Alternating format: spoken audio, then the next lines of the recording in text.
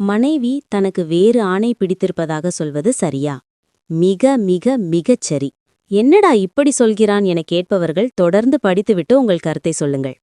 ஒரு பெண்ணானவள் தனக்கு விருப்பமே இல்லாமல் ஒரு ஆடவனை கல்யாணம் செய்திருந்தால் கூட கொஞ்சம் கொஞ்சமாக அவனை ஏற்றுக்கொள்ள பழகிக்கொள்வாள். குடிகாரன், முரடன், குடும்ப பொறுப்பில்லாதவன், இன்னும் இன்னும் எத்தனையோ கெட்ட குணங்களைக் கொண்ட ஒரு கணவனையும் அவன் மனைவி என்றாவது ஒரு நாள் அவன் திருந்திவிடுவான் என்ற நம்பிக்கையில் தன்னை சூழ்நிலைக்கு ஏற்றவாறு மாற்றிக்கொண்டு வாழ பழகிக்கொள்வாள்.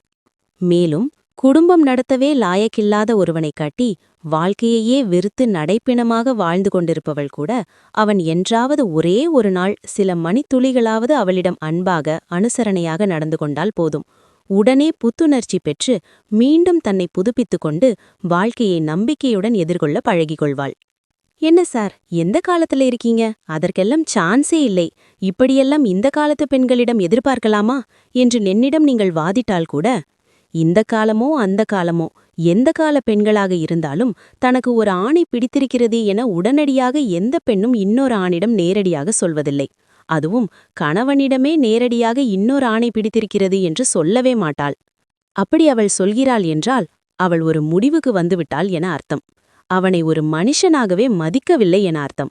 நான் மேற்சொன்ன கெட்ட குணங்களை விடவும் மிகவும் கேடுகெட்ட குணம் படைத்தவன் அந்த கணவன் என அர்த்தம். இந்த கேள்வியே ஒரு மொக்கைத்தனமானது என்பதால் இதை கேட்ட அந்த புண்ணியவாளன் யார் என பார்த்தால் அவன் பெயரே எனக்கு ஒரு டவுட். இப்படியும் ஒரு புனைப்பெயரா? அட சந்தேகத்திற்கு பிறந்தவனே, எப்படியெல்லாம் நீ அவளை பாடாய்ப்படுத்தினாயோ அதனால்தானோ என்னமோ அவள் இன்னொரு ஆணை பிடித்திருக்கிறது என நேரடியாக உன்னிடம் சொல்லியிருக்கிறாள். சரி, இப்போது எனக்கு ஒரு டவுட். நீ ஆம்பளதானா?